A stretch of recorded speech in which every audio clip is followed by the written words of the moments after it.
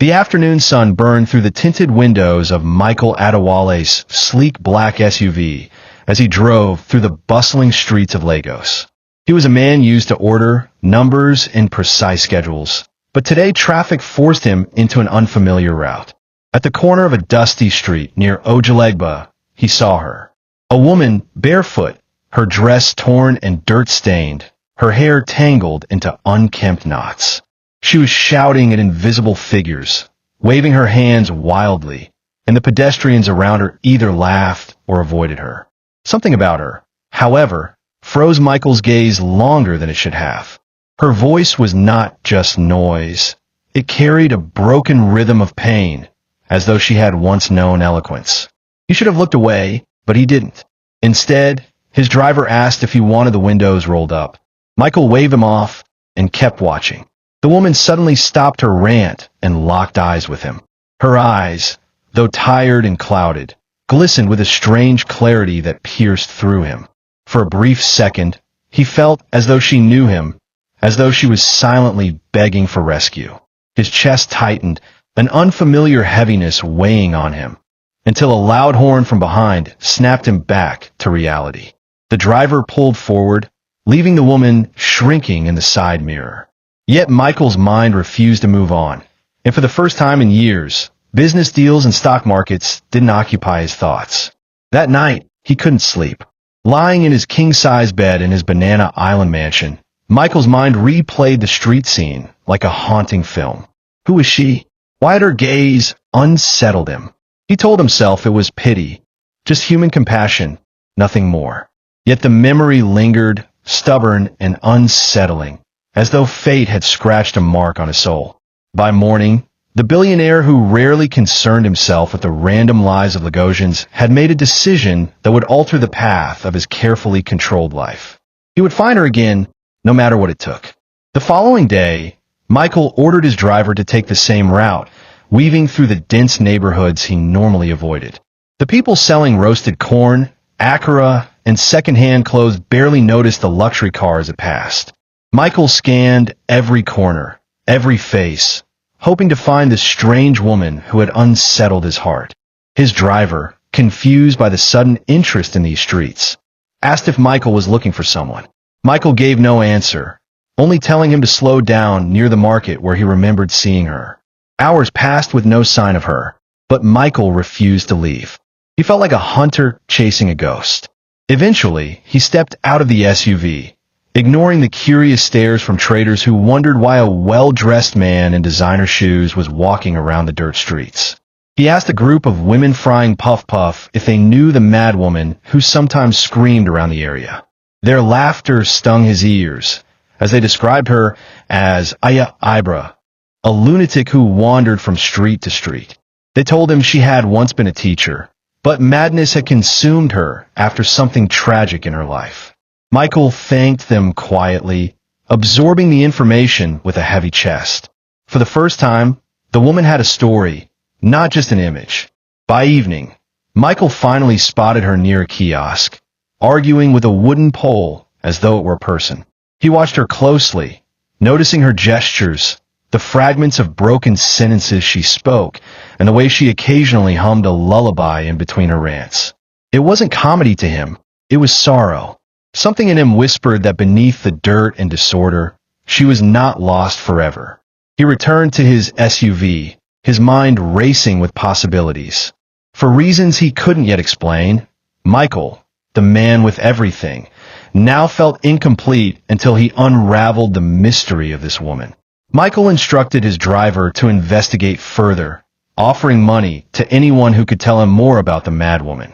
Lagosians, always eager to trade stories for cash, began to speak. One man said she was once called Amara, a brilliant secondary school teacher who lived in Surulere. Another said she had a daughter once, though no one knew where the child was now. Some claimed she had been abandoned by her family. Others whispered of betrayal from a lover who ruined her life. The rumors conflicted, but they painted a picture of a woman who had once belonged somewhere, to someone. Michael felt his chest grow tight with pity as though her pain belonged to him. That evening, he asked his personal assistant to discreetly gather information. Michael was a man used to power, and he knew how to get answers when he needed them.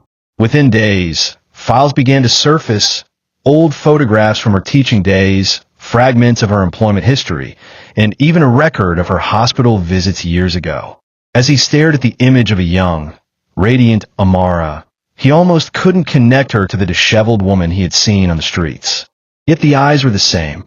That piercing gaze, haunting, intelligent, and desperate for something beyond what life had offered. Michael sat in his office long after midnight, staring at her photograph and sipping his untouched glass of wine. He felt restless, burdened with a sense of purpose he couldn't explain to himself. Why her? Why not any of the countless women who pursued him daily, polished and ready for his attention? Something about Amara called to him like destiny. Slowly, an audacious thought began to take root in his mind, one he dared not speak aloud yet. Perhaps he was meant to save her, not as charity, but as something more. Michael could not shake the thought that had begun to bloom in his mind. The idea seemed absurd at first. What business did a billionaire like him have concerning a woman the world called mad? Yet, the more he wrestled with it, the more he felt it was not just an idea, but a calling. He remembered her eyes and the strange peace they carried in the middle of chaos. He remembered how his own chest tightened at the sight of her. It was not pity alone. It was something deeper, something he had no words for. He began to imagine what she would look like if she were cleaned up, clothed properly, and given the dignity every human deserved. He imagined her smile, not the wild laughter of a broken woman, but the soft smile in her old photographs. These thoughts consumed him, disrupting board meetings, phone calls, and even his meals. His business partners noticed his distraction, but Michael brushed off their concerns. For the first time in his adult life, he was chasing something that was not money, power, or recognition. Late one night, standing by the window of his penthouse, Michael whispered the words he had feared to say out loud. "I will marry her." He startled himself with the declaration. It was foolish, reckless, and completely against reason. Yet, in his heart, it made sense. Not because he wanted to prove anything to the world, but because he felt she belonged to him somehow. As the Lagos skyline glittered in the distance, Michael accepted his decision. It was dangerous, but it was real. The next morning, Michael instructed his driver to prepare discreetly. They bought new clothes, shoes, soap, and simple food, loading them quietly into the trunk. He didn't want a crowd or media to know what he was doing. When they arrived at the street, Amara was sitting under a broken umbrella, humming to herself. The world passed her by without a glance, but Michael walked toward her with measured steps. People stared, some laughed, some whispered, but he ignored them all. Amara looked up as his shadow fell across her. For a moment, her wild expression softened. "You again," she muttered, her voice cracked but oddly calm. Michael knelt slightly, lowering his gaze to her level. "Yes, it's me," he said gently. He offered her food, but she eyed it with suspicion, muttering about poison. Slowly, he unwrapped a piece and ate it himself before handing her the rest. She watched him carefully, then began to eat with trembling hands. Something in her eyes shifted, trust, faint but present. That day, Michael didn't try to say much. He only stayed near her, letting her rant, hum, and speak in fragments while he listened quietly. When he rose to leave, Amara grabbed his wrist suddenly, her grip surprisingly firm. "Don't go," she whispered, almost like a child. Michael smiled faintly, reassuring her. "I will come back." The crowd around them murmured in disbelief. What was a billionaire doing, speaking so gently to a madwoman? But for Michael, nothing about it felt strange. It felt like the beginning of something inevitable. News travels quickly in Lagos, even without newspapers. Within days, rumors spread that Michael Adewale, the billionaire everyone admired, was seen feeding and speaking with a madwoman in Ojuelegba. Some claimed he was doing charity work, others speculated that she was a secret relative. But those closest to him began to worry. His personal assistant, Tunji, warned him sternly. "Sir, your reputation is your empire. This involvement will destroy everything you've built." Michael only gave him a quiet smile. His mother, Lady Adewale, was even less forgiving. A woman of class and high society, she prided herself on the family's spotless name.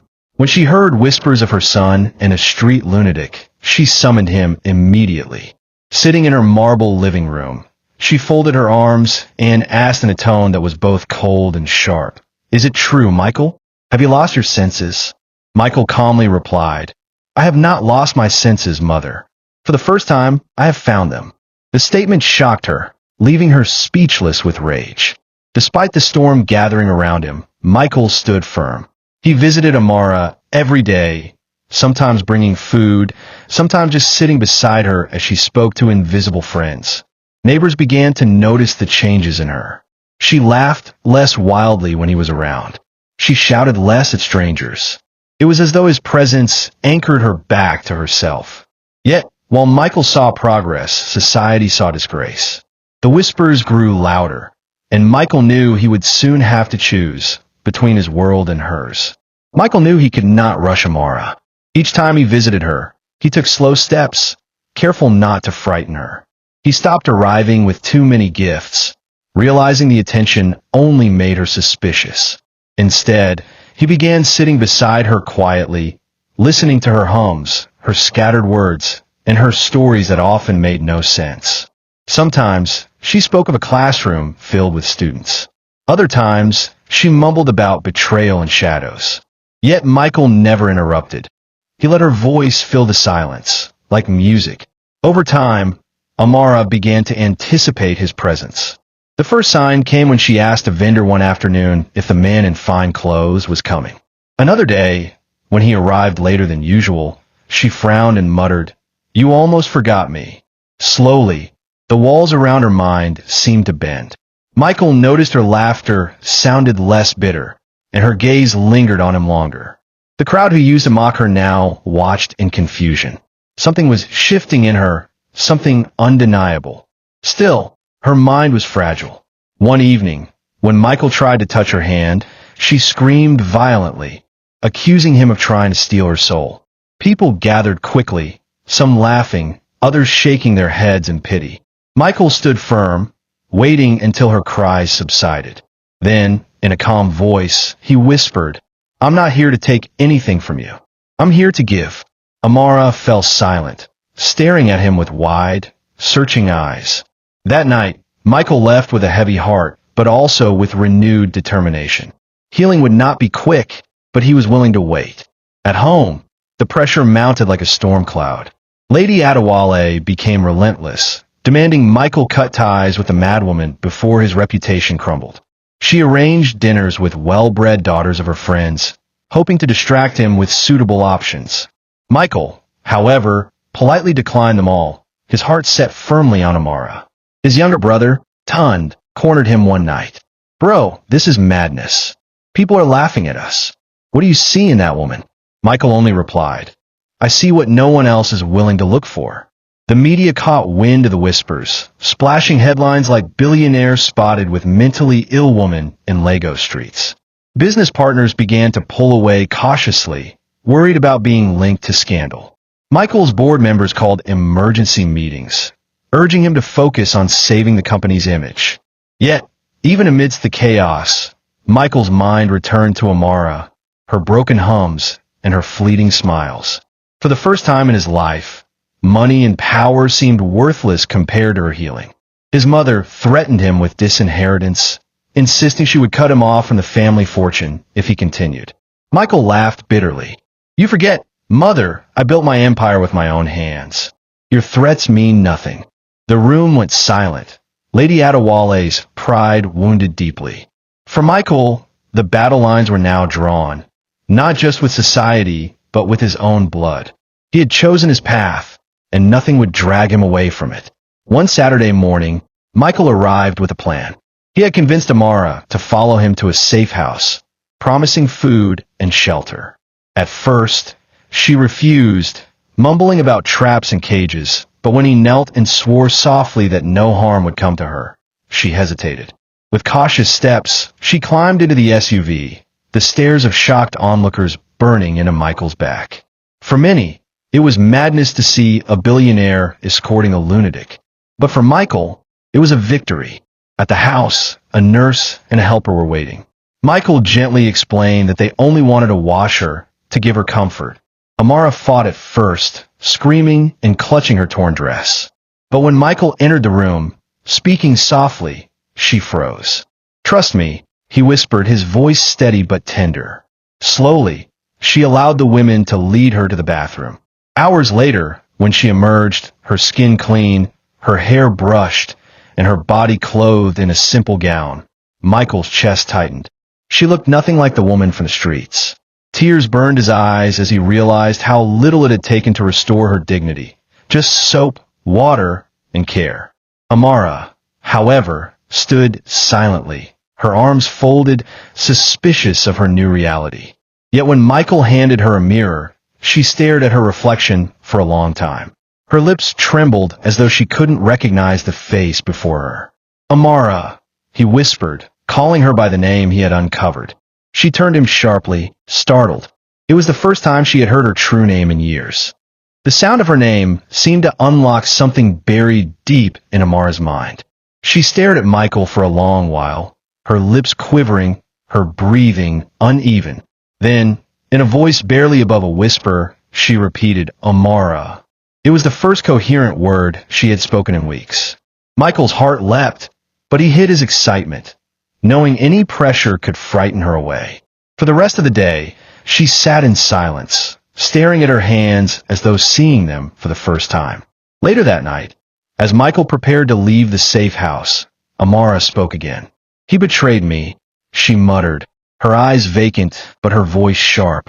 Michael paused, unsure how to respond. "Who betrayed you?" he asked gently. Amara only shook her head violently and began to hum a lullaby, rocking back and forth. The pain in her voice was evident. Something terrible had broken her once whole mind.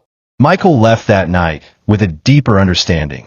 Amara's madness had roots, and if he wanted her healed, he would have to face the past that haunted her. Michael contacted his investigators again, pressing them to dig deeper into Amara's history. Within days, new files arrived, records of a man named Chuka, a fiancé who had once been in her life. The files suggested betrayal, financial ruin, and abandonment. Michael clenched his fists as he read, fury building at the thought of how someone's cruelty had reduced a brilliant woman to the streets. It was then he made another silent vow. He would not only heal Amara, but he would avenge her pain if it meant confronting the ghosts of her past. The more Michael tried to help, the more Amara resisted. Some mornings, she accepted food and spoke gently, as though pieces of her old self were surfacing. But other days, she lashed out violently, accusing him of being another liar, another man who wanted to use and discard her. Michael bore her anger patiently, never raising his voice, never walking away. His staff worried for his safety, especially after Amara once threw a glass that shattered inches from his face. But Michael only smiled. "Healing is never a straight path," he told them. His friends and family, however, grew more hostile. Tun stopped visiting him altogether, ashamed of his brother's actions. Business associates whispered that Michael was losing his mind, some plotting to use the scandal as leverage in boardroom politics. Lady Adewale, in her fury, went as far as visiting a pastor, begging him to deliver her son from the spell of a madwoman. But Michael remained unmoved. His determination, if anything, grew stronger with every obstacle. For him, Amara was no spell, she was salvation. Amara, though fragile, began to sense his sincerity. One afternoon, she asked him a question that pierced his heart. "Why do you care for me?" "I am nothing." Michael reached for her hand, though she flinched. "Because you are not nothing," he said softly. "You are Amara, and that is everything." Tears welled in her eyes, but she turned away quickly, embarrassed by her own emotions. Still, Michael knew the walls were beginning to crack. Weeks passed, and Amara's progress, though uneven, became visible. She no longer screamed at shadows as much, nor did she wander aimlessly around the compound.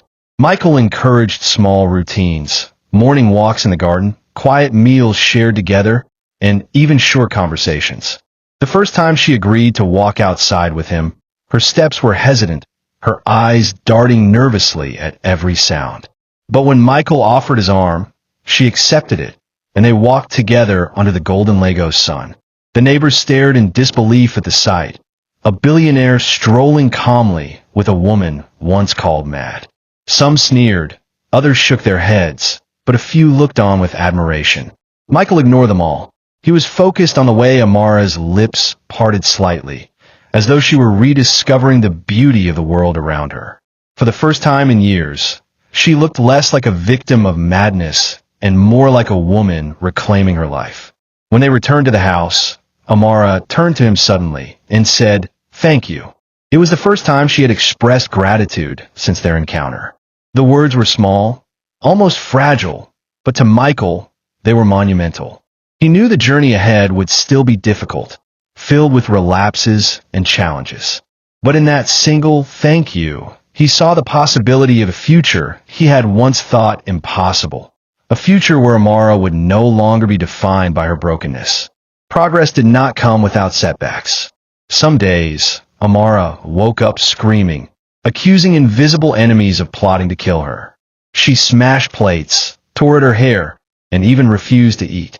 Michael's staff panicked, urging him to send her away, but he refused. He sat by her side through the storms, speaking softly until her breathing slowed. "You are safe here," he repeated like a prayer. Those words, spoken again and again, became her anchor when madness threatened to pull her under. Neighbors began gossiping again, saying Michael had wasted his wealth on a hopeless case. Business analysts mocked him quietly, predicting his empire would collapse while he played nurse to a lunatic.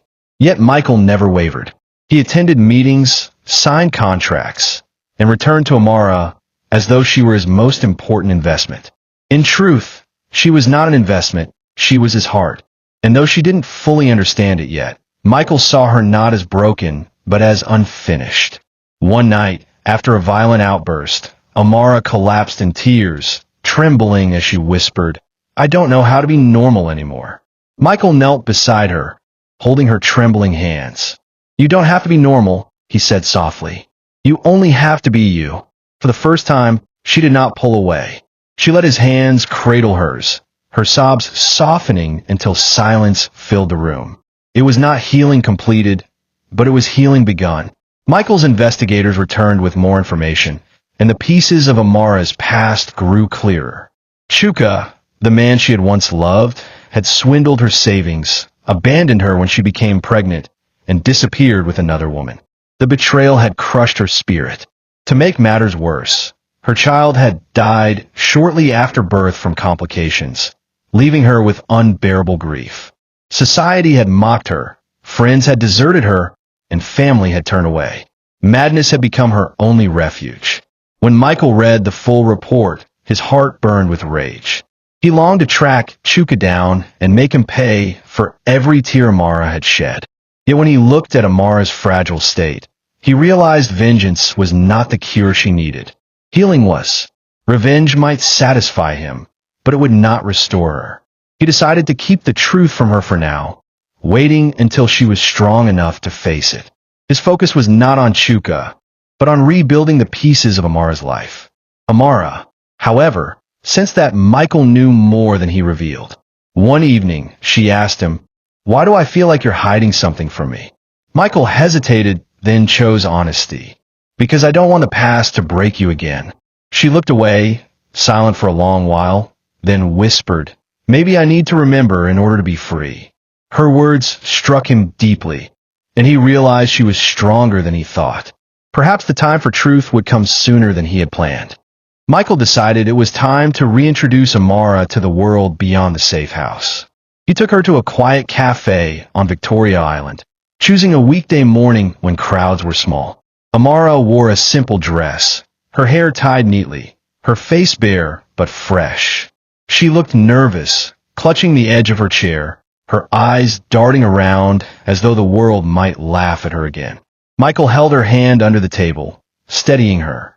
"You're safe," he murmured, as he always did. The waiter approached cautiously, clearly recognizing Michael, but puzzled by his companion. Whispers soon rippled across the cafe, phones discreetly lifted to take photos.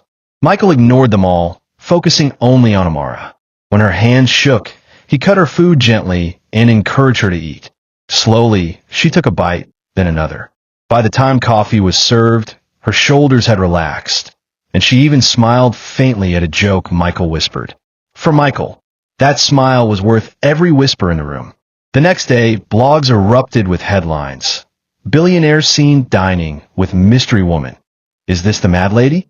Some mocked, some sympathized, others speculated endlessly. Michael, however, did not care. What mattered was that Amara had stepped into public without breaking. She had survived the stares and whispers. And though her smile was small, it was the beginning of courage. Lady Adewale reached her breaking point. She invited Michael to the family mansion, her tone clipped and cold. When he arrived, she wasted no time. Michael, she said, her voice trembling with fury, if you insist on shaming this family, then you are no longer my son. Her words cut like a knife, but Michael stood tall. If being your son means abandoning her, then I accept your rejection. Lady Adewale gasped, unprepared for his defiance.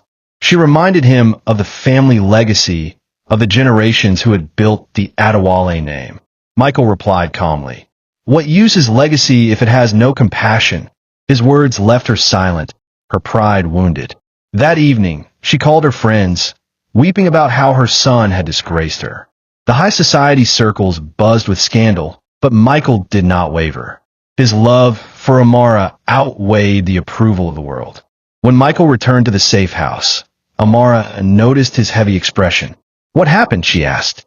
He smiled faintly, brushing a strand of hair from her face. I just lost my family today. Amara's eyes softened. Then let me be your family.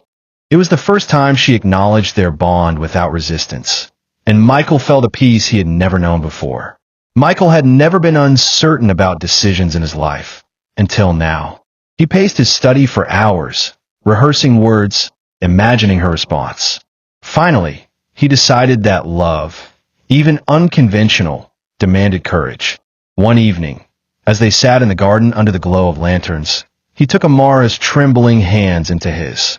Amara, he began, his voice steady, I don't care what the world calls you. To me, you are more than they will ever understand. Will you marry me? Amara froze, her eyes widening in disbelief. She laughed nervously, shaking her head. You must be joking. Who marries a madwoman? Michael's grip tightened gently. I do. Because you're not mad, Amara. You're wounded. And wounds can heal. Tears filled her eyes, and she pulled away, whispering, I will only ruin you. But Michael leaned closer, his voice firm yet tender. You are the only thing that can save me. For a long moment, silence stretched between them. Finally, Amara whispered, I'm scared. Michael kissed her hand softly. So am I. But let's be scared together. She closed her eyes, nodding faintly.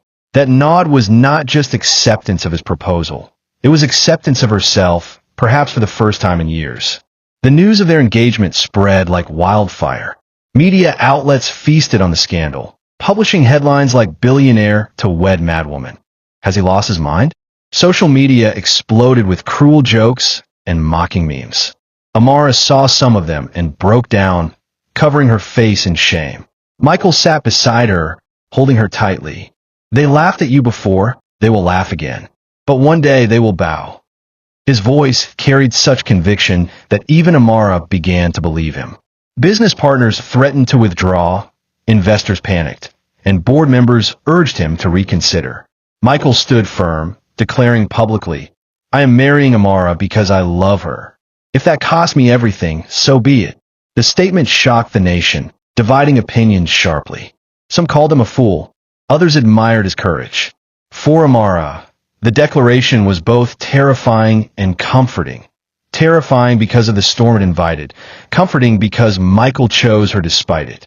Lady Adewale refused to attend the wedding preparations, openly cursing her son's decision. But Michael did not bend.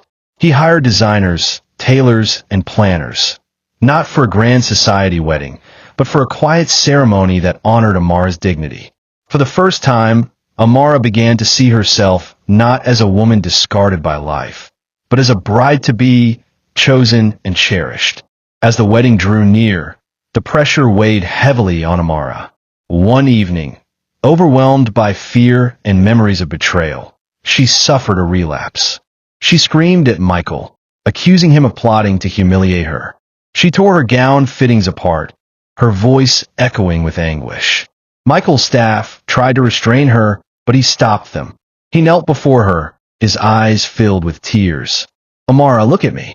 I'm not Chuka. I will never leave you." Her body trembled violently, sweat pouring down her face as memories overwhelmed her. Slowly, Michael wrapped his arms around her, ignoring her thrashing. He whispered in her ear again and again, "You are safe. You are loved. You are mine." Gradually, her sobs weakened, and she clung to him like a frightened child.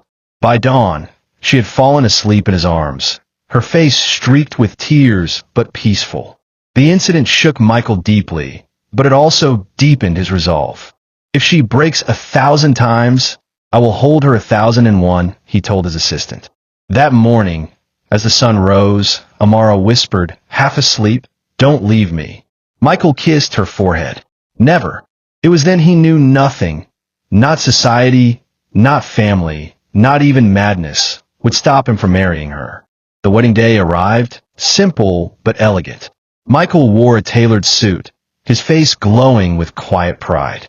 Amara wore a white gown, modest yet beautiful, her hair styled neatly, her eyes nervous but radiant.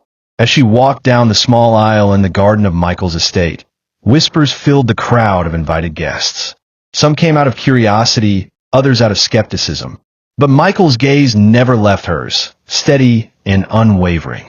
When the officiant asked if he would take her as his wife, Michael's answer rang loud and clear, "With all my heart, yes." When Amara was asked, she hesitated for a moment, her lips trembling. Michael squeezed her hand, his eyes urging her gently. Finally, she whispered, "Yes." The word was fragile, but it carried the weight of a lifetime of pain and the courage to embrace love again. As they exchanged vows, Amara's eyes filled with tears. For the first time in years, she felt like a woman, not a broken shadow. When Michael kissed her, the world around them seemed to disappear.